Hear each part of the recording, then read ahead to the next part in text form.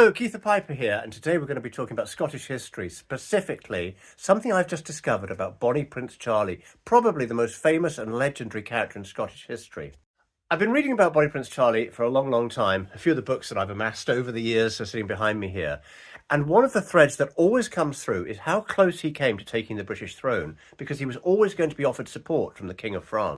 The traditional accounts of the expedition of Bonnie Prince Charlie in 1745, such as the classic Frank McLynn biography, always suggest that he was very close to getting French support. All they needed to see was the British being prepared to rise up to support Prince Charlie, and French troops would be on the way.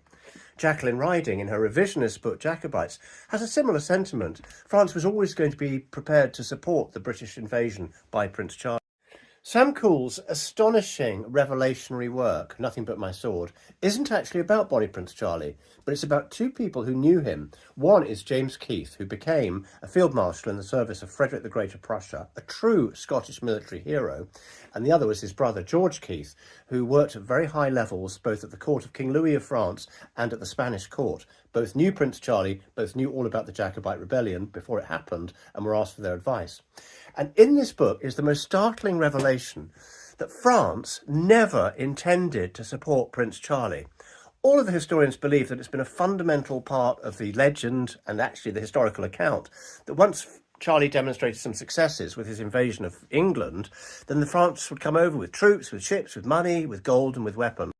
According to George Keith, this isn't the case at all. France thought Charlie had very, very little prospect of success and was not prepared to help him. But what they did want to do was encourage him to launch his invasion in England to provide a distraction for their own nefarious plans on the continent. So the idea was, if they could get Prince Charlie to go to Scotland, raise the clans, take on the Hanoverian government, the British would be forced to withdraw troops from the Low Countries, Flanders and Holland.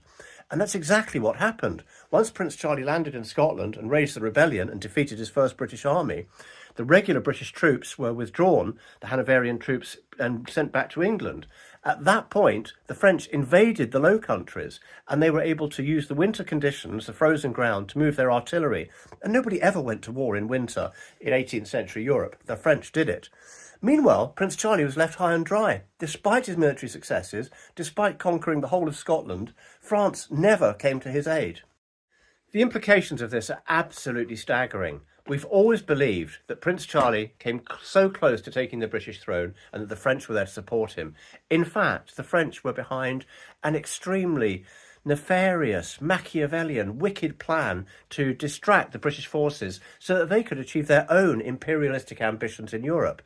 And the people who suffered the consequences for the Highlanders, for the clansmen, for Scotland as a country, for the English who did rise up in places like Manchester and Carlisle to support the Bonnie Prince and were brutally executed by the forces of the Duke of Cumberland and the Hanoverian government. People exported to the colonies to serve as slaves because they'd been enlisted to fight in Prince Charlie's army. All of this human grief and suffering can really be laid down at the door of a French empire that was just after its own ambitions. And it's very difficult to see, with so much written material about the Bonnie Prince, about the rebellion, why this hasn't been latched on before.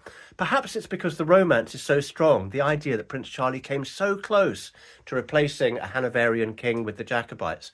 In fact, we now know that he did not achieve his aim, and he could not ever have achieved his aim, which is a startling discovery. The extract from the memoir of George Keith was written in May 1746, only a month after the Battle of Culloden had seen the end of the Jacobite cause and the death of the Highland clans. And he documents in great detail the lengths that the French went to suggest that they were going to invade Britain to support Prince Charlie, when in fact they weren't. This included embarking 9,000 soldiers onto ships at Dunkirk and then quietly disembarking them once the British spies would have seen that they were preparing for an invasion. They had no intention of doing so. Money that they promised to Prince Charlie, ships that they promised to Prince Charlie, all the while sending orders to their bankers not to release the funds. Prince Charlie was so frustrated by the lack of French help, of course, that was why he launched his own expedition. And so, for the first time, we've actually got an insight into what was going on in the courts of France, the courts of Spain, and in the mind of the young prince who believed France was his friend. In fact, France had no intention of being a friend to Prince Charlie. Their role was that of using him as a dupe.